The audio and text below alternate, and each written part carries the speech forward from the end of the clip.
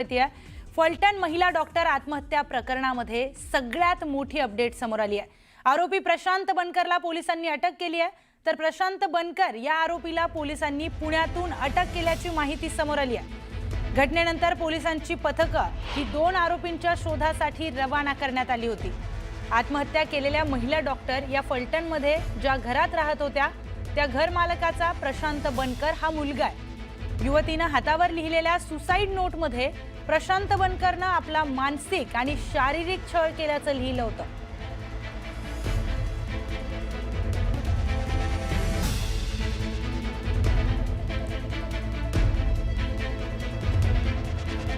तर महिला डॉक्टरच्या आत्महत्येला 36 तासांपेक्षा अधिकचा काळ उलटलाय, तरी देखील आत्महत्येस कारणीभूत असणारा पीएसआय गोपाल बदने अजूनही पोलिसांच्या ताब्यात आला नाही।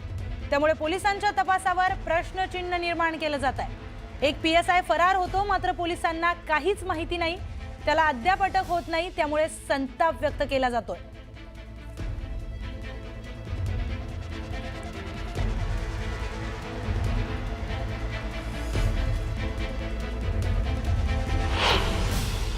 हे जर इतर कोणाचं सरकार असतं तर या महिलांवरील हल्ले, अत्याचार, खून या विरोधामध्ये सत्ताधारी पक्षाच्या महिला नेतृत्वानं, महिला आमदारांनी रस्त्यावर तांडव केला असतं।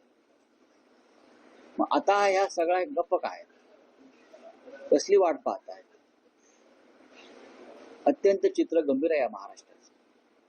सरकार सरकारसारखं काम करत नाही, सरकारची प्रशासनावर पकड नाही, गृह खातं अजगराप्रमाणे निश्चित पडलेलं आहे। अशा पद्धतीत या राज्यातील महिला असतील, तरुण असतील, वृद्ध असतील, त्यांची सुरक्षा वाऱ्यावर। या सगळ्या घटनेसंदर्भात आपण बोलूयात आपले प्रतिनिधी सचिन जाधव यांच्याशी। सचिन, अतिशय धक्कादायक हा सगळा प्रकार सातारा जिल्ह्यामध्ये घडलेला आहे, फलटण शहरात घडलाय।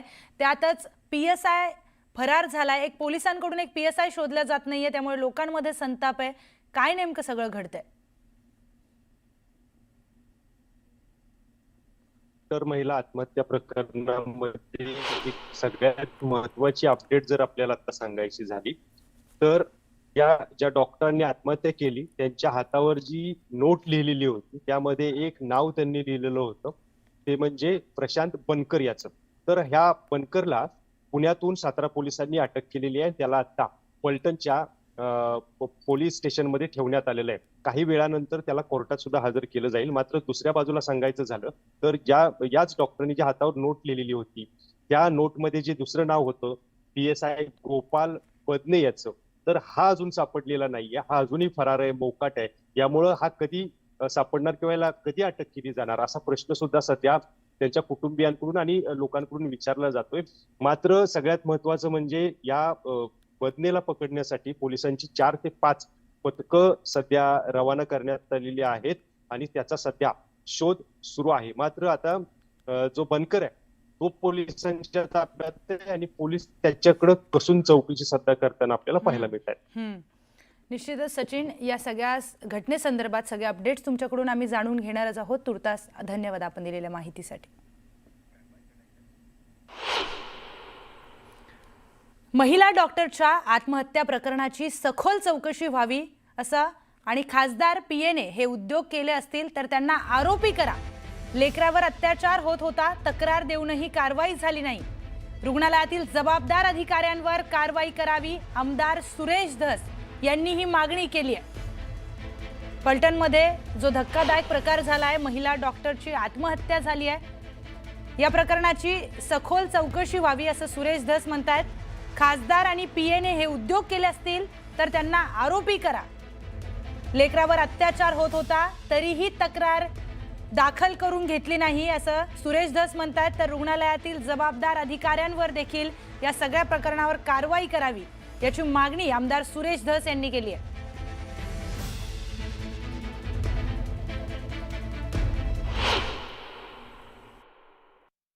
तिच्या आत्महत्येच्या म्हणजे सुसाईड नोटमध्ये म्हणजे हातावरती लिहिलेल्या जे कोणी पोलीस उपनिरीक्षक त्याच्यानंतर तो बनकर हे तर आरोपी झालेच पाहिजेत, परंतु संपदाच्या तक्रारीची दखल न घेणारे उपजिल्हा रुग्णालयातील जे कोणी अधिकारी जबाबदार असतील ते सगळेच्या सगळे याच्यामध्ये आरोपी झाले पाहिजेत.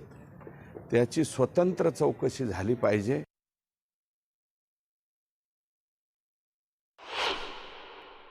जे कोणी असेल ते, माझं म्हणणं आहे की कोण खासदार असतील, त्यांचे कोण पीए असतील, प्रेशर टाकणारे, दबाव टाकणारे, हे तपासामध्ये आता पुढे येतील. आणि जर त्यांनी तसा काही उद्योग केला असेल तर ते कोणी खासदार असो, कोणी पीए असो, ते सुद्धा याच्यामध्ये आरोपी 100% झाले पाहिजेत.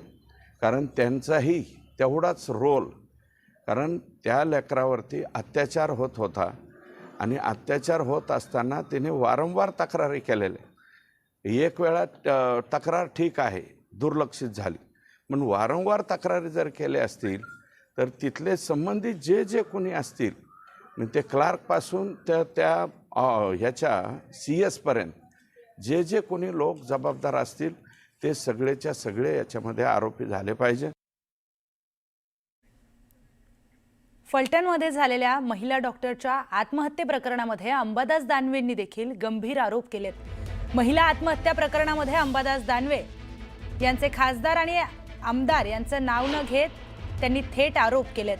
आमदार सचिन कांबळे आणि अभिजित निंबाळकर यांचा या प्रकरणामध्ये हस्तक्षेप असल्याचा गंभीर आरोप अंबादास दानवेंनी केलाय. ही आत्महत्या नव्हे तर राजकीय प्रशासकीय यंत्रणेचा बळी असल्याचं देखील दानवे म्हणालेत. तर आरोपी पळून जातात आणि मग मुख्यमंत्री कडक कारवाईचे आदेश देतात. जन्मापासून संघर्ष करत पुढे आलेली मराठवाड्याची ही कन्या आहे आणि या कन्येने आत्महत्या केली आहे. रक्षक हेच भक्षक झाल्याचं हे द्योतक आहे. जनसेवेचं व्रत घेतलेल्या महिलेला असा मानसिक छळ सोसावा लागतोय आणि त्याचा असा दुर्दैवी अंत होतोय. याची सखोल चौकशी करण्यासाठी सातारा जिल्ह्याबाहेरील अधिकाऱ्यांची स्वतंत्र चौकशी समिती सरकारनं स्थापन करावी अशी मागणी अंबादास दानवे यांनी केली आहे. शिकलेली सवरलेली वैद्यकीय अधिकारी एक मजबूत मानाची तर निश्चित असते. आणि असं असताना या भगिनीनं अशा पद्धतीने जीवन संपवणं, जी माहिती आम्ही घेतो की या ठिकाणी प्रचंड प्रमाणात राजकीय दबाव सातत्यानं सगळ्या अधिकाऱ्यावर आहे. इथे सत्ताधारी पक्षाचे काही लोक आहेत, माजी खासदार आहेत, आमदार आहेत, कोण सचिन कांबळे नावाचे आमदार आहेत, ही सगळी मंडळी. आणि सगळ्यात महत्वाचं एक अभिजित निंबाळकर नावाची व्यक्ती या ठिकाणी सगळ्या शासकीय कारभारामध्ये सातत्यानं हस्तक्षेप करत असते. वेगवेगळ्या विरोधी पक्षाच्या कार्यकर्त्यांना अडकवणं, स्वतःच्या पक्षाच्या कार्यकर्त्याला वाचवणं, अन्याय केल्यावरही त्याला मला असं वाटतं वाचवण्याचा प्रयत्न, आणि ज्याच्याकडून खऱ्या अर्थानं या सगळ्याचा राजकीय वापर प्रशासनाचा करून घेतला जातो. तर फलटणमध्ये झालेली डॉक्टर महिलेची आत्महत्या यामुळे फलटण तालुक्याला काळीमा फासलाय.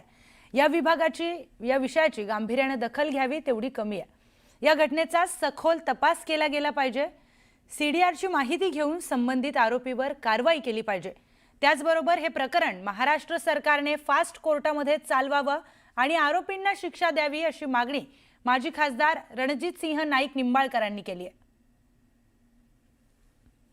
निश्चितपणे या घटनेचा सखोल तपास करून याच्यामध्ये फॉरेन्सिक पद्धतीने चाचणी करून CDR असतील, व्हॉट्सअप चॅट असतील किंवा अन्य काय घटनेची माहिती घेऊन संबंधित आरोपींवर याची कारवाई केली पाहिजे. संपूर्ण या घटनेचा सखोल तपास चारही बाजूंनी 4 डायमेन्शनचा तपास महाराष्ट्र सरकारने याचा करावा आणि जे कोणी आरोपी असतील त्यांना फास्ट ट्रॅक कोर्टामध्ये या ठिकाणी उभं करावं, जेणेकरून अशा प्रकारच्या घटना आपल्याला प्रिव्हेंट करता येईल. तर याच सगळ्या प्रकरणावर माजी मंत्री धनंजय मुंडे यांनी ट्विटच्या माध्यमातून चौकशी करण्याची मागणी केली आहे. डॉक्टर तरुणी आत्महत्या प्रकरणाची SIT चौकशी करा, दोषींवर कडक कारवाई करण्याची मागणी धनंजय मुंडे यांनी केली आहे. फलटण येथे रुग्णसेवेमध्ये असलेल्या आणि मूळच्या बीडमधील महिला डॉक्टर यांच्याबाबत घडलेली ही घटना अत्यंत दुर्दैवी आहे. या घटनेतील दोषींना कठोर शासन व्हावं. तसंच ती बीडची आहे म्हणून तिने केलेल्या तक्रारी वरिष्ठांनी डावलल्या असतील तर हे अतिशय गंभीर आहे.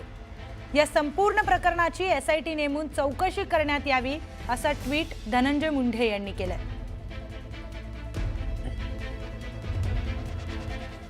पुढची महत्त्वाची बातमी पाहूयात. मुरलीधर मोहोळ यांनी मुख्यमंत्र्यांची भेट घेतली आहे। दोन्ही नेत्यांमध्ये 40 मिनिटं चर्चा झाल्याची माहिती समोर आली आहे। शिवसेनेचे नेते रवींद्र धंगेकरांनी मोहोळांवर आरोपांची राळ उठवली, तर धंगेकर रोजच मोहोळांवर आरोप करतात। या प्रकरणी मुरलीधर मोहोळ यांनी मुख्यमंत्र्यांची भेट घेत तक्रार केली आहे। उपमुख्यमंत्री एकनाथ शिंदेंसोबत याबाबत चर्चा करू असं आश्वासन मुख्यमंत्र्यांनी मुरलीधर मोहोळ यांना दिलंय, अशी माहिती सूत्रांकडून मिळाली आहे। तर मंत्री मुरलीधर मोहोळ यांनी मुख्यमंत्र्यांची भेट घेतली, यावर देखील रवींद्र धंगेकरांनी आपली प्रतिक्रिया दिली आहे। राज्य सरकारची ओळख गतिमान सरकार म्हणून आहे, पण या गतिमानने जैन मंदिराची जागा खाण्याचा प्रयत्न बिल्डरच्या माध्यमातून केला गेला, त्याचा जाब आपण विचारतोय। हे सगळे बिल्डर मुरलीधर मोहोळ यांचे हस्तक असून हा सगळा व्यवहार संशयास्पद आहे। मुरलीधर मोहोळ यांनी या सगळ्याचा खुलासा करावा असं आवाहन धंगेकरांनी केलंय। त्याचबरोबर देवेंद्र फडणवीस याबाबत मुरलीधर मोहोळांना नक्की विचारणा करतील। जो व्यवहार झाला त्यावर देवेंद्र फडणवीस अंकुश ठेवतील, यावर कारवाई होईल असा विश्वास धंगेकरांनी व्यक्त केलाय। जैन मंदिर ज्या गतिमानाने खाण्याचा प्रयत्न बिल्डरांच्या माध्यमातून केला त्याचा जाब मी विचारतोय आणि हे सगळे बिल्डर माननीय मुरलीधर मोहोळ यांच्या हस्तक आहेत आणि हा सगळा व्यवहार बँकेचा असेल, रजिस्ट्रेशनचा असेल, हा सगळा व्यवहार मी धर्मदायित्वाचा ह्या व्यवहारामध्ये संशयाची पाल ही मुरलीधर मोहोळांवर जाती, त्यांनी त्याचा खुलासा केला पाहिजे। पण आजपर्यंत त्यांनी कधी असं नाही म्हटलं की ज्यांनी हे मंदिराबद्दल चुकीच्या पद्धतीची टेंडर पद्धत केली, मी हे मंदिर मिळवून देतो किंवा इथं हॉस्टेल बांधू शकतो। आज 15 दिवसामध्ये ते एकदाही बोलले नाही, उलट ते म्हणतात माझा तो गोखले मित्र आहे, राहणार आणि राहणारच, म्हणजे भीष्म प्रतिज्ञाच घेतली त्याच्या पाठीमागे उभं राहायची। देशामध्ये जैन समाज कायम भारतीय जनता पार्टीच्या पाठीमागे उभा राहिला आहे। पूर्णपणे जे त्यांचे विचार आहेत त्या विचाराला त्यांनी मदत केली, त्यांना मतदान केले, त्यांच्या पाठीशी उभे राहिले। हा विषय एकतर रवी धंगेकरचा नाही, आज जैन समाजामध्ये असंतोष आहे, पण ते बोलत नाही, ते व्यापारी आहेत, ते तुम्हाला राजकारण नाही बोलणार, पण ते त्यांचं मग शेवटी त्यांनी एकदा काही ठरवलं तर त्याचे परिणाम सगळ्यांवरच होतील आणि हे चाणक्य देवेंद्र फडणवीस साहेब आहेत, हे ह्याचा विचारणा ते मुरलीधर मोहोळला करतील।